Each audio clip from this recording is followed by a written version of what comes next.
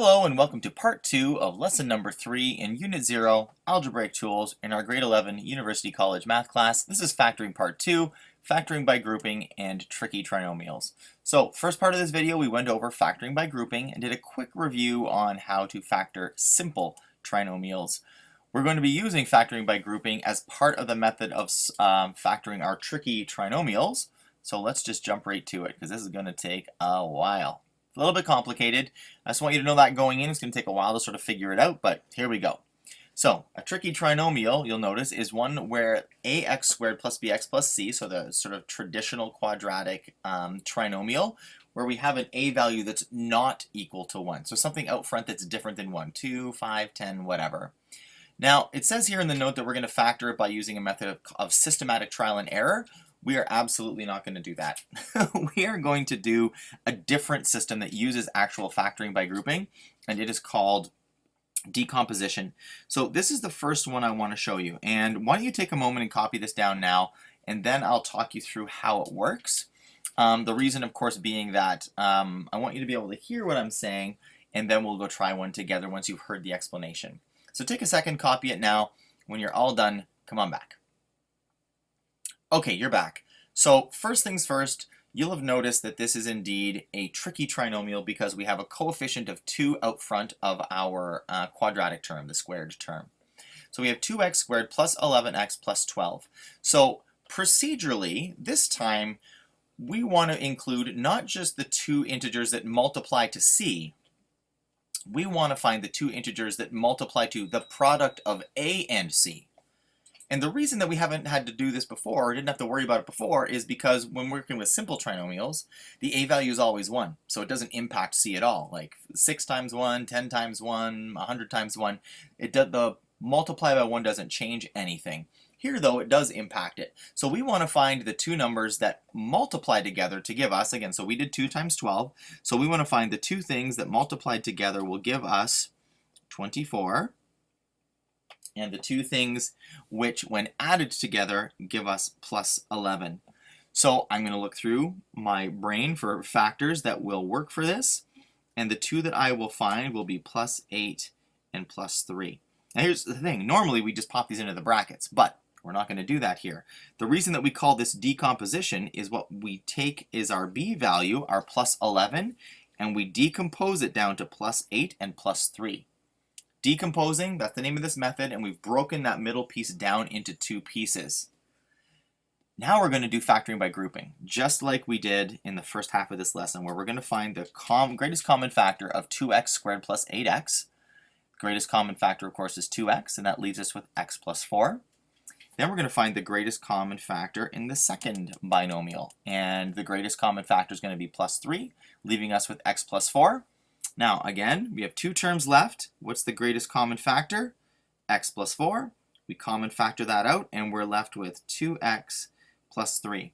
And that is decomposition. That is how you decompose a tricky trinomial into its two component pieces. The b value, the middle one, the linear term. And then we factor by grouping in order to arrive at the two binomials, which when multiplied together will give us the trinomial that we started with. Okay, let's try one of these here. Here we've got 6h squared minus 17h plus 5. So first things first, we notice that this is a tricky trinomial. It's got a 6.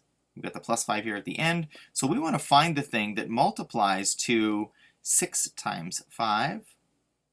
So we want to find the thing that multiplies to plus 30.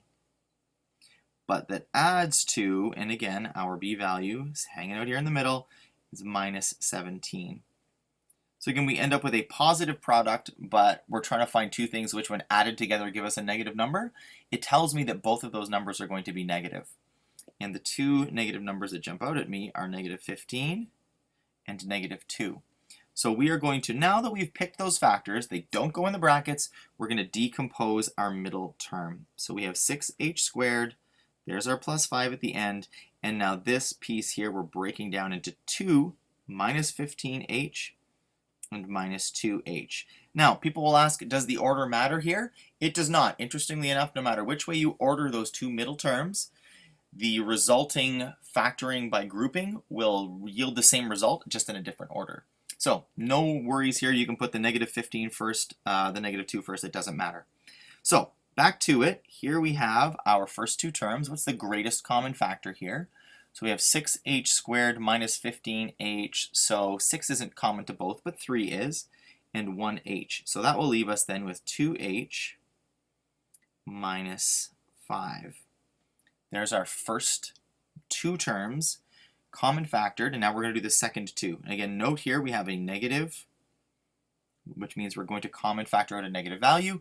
So if we look at this negative 2h plus 5, there is nothing common other than 1. So negative 1 is what we're going to factor out, and then we are left with 2h, and fortunately minus 5, because that gives us, in our resulting two terms, we now have a greatest common factor of 2h minus 5, which we're going to factor out.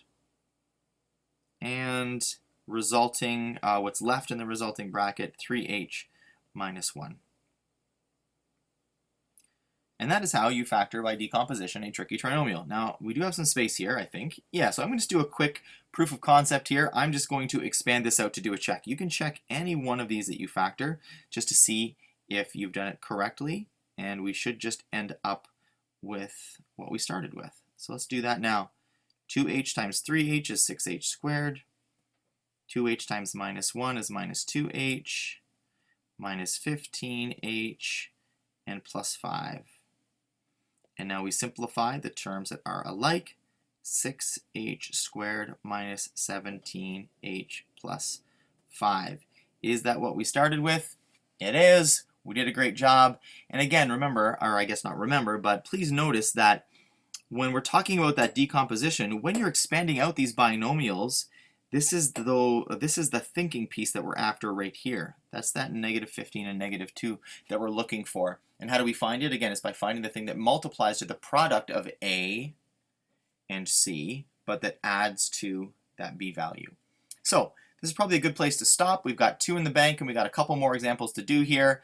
Let's stop here, and we'll do the last 2 examples in part 3. See you then.